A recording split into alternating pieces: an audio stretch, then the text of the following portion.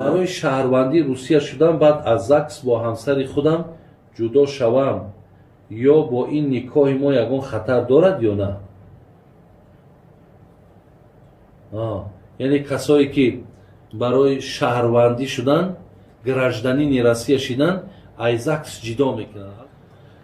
سوال دیگر، زن یکم شوهرش را مجبور میکند که زن دویم را 3 طلاق کن.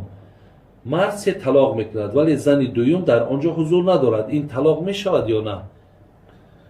سوال دیگر، درباره بانک پول مانی و فایده‌اش را گرفته با فقیرها خیر کنی، جایز است یا نه؟ بسم الله الرحمن الرحیم.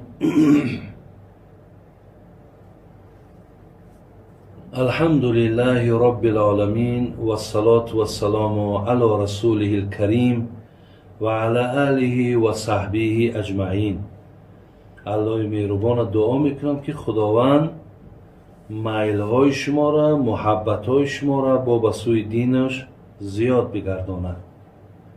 و از خدای مهربان خواهان او هستم که خداوند بیماری ها را شفای کامل دهد. مهاجرها و مسافرهایی که از این ملک ما هستند، خدا همگی تان کاراتون در برار برکت دهد.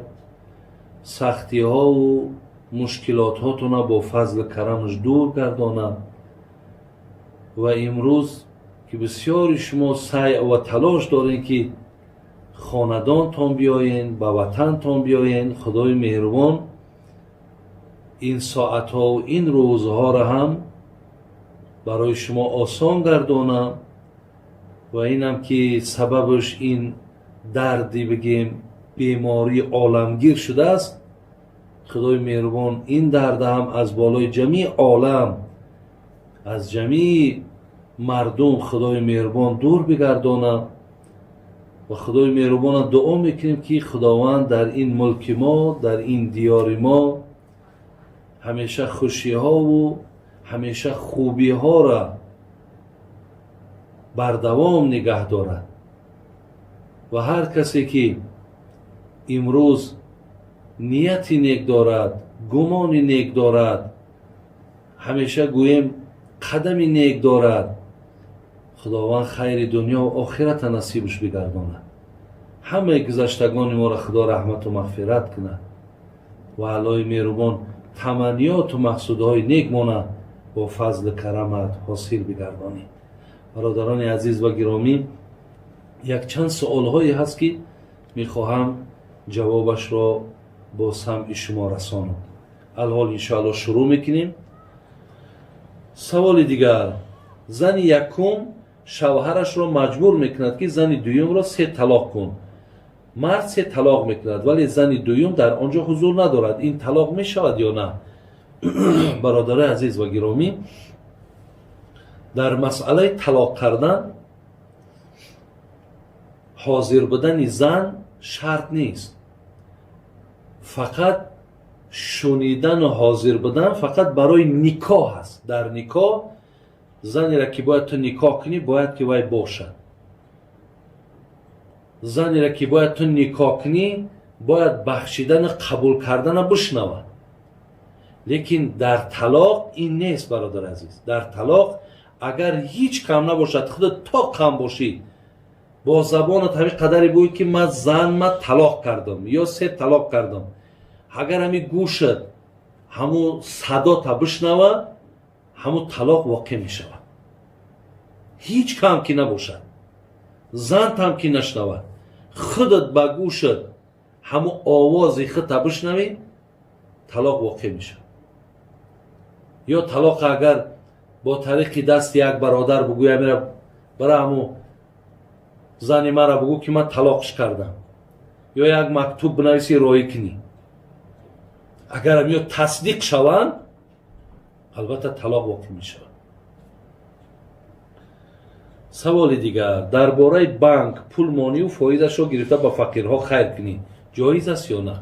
یعنی آدما پول میبرند در بانک میمونند، بعد فایده‌اش میگیرن، فقیرها را میتن. مقصد ذخیره کردن در بانک یا برای حفظ مالتان هیچی باقی نداره. شما بر این مقصد пулҳотона дар банкҳоам ки монин аз мақсад ҳифз кардан то ягон залал зиён наёяд.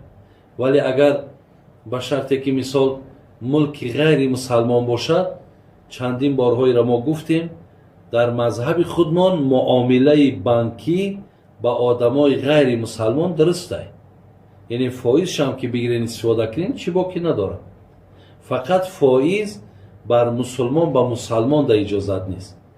вале агар вақте ки аз банкҳои мусалмониам ки фоиза гирифтен бурден дар даст як бечораву нотавонам ки доден, ки як ҳоҷати вай тамом мешавад. мақсад мебари аяму сум ягон чияк мехари метиш, ҳоҷатш буд мешавад, ҳоҷатш бароварда мешавад.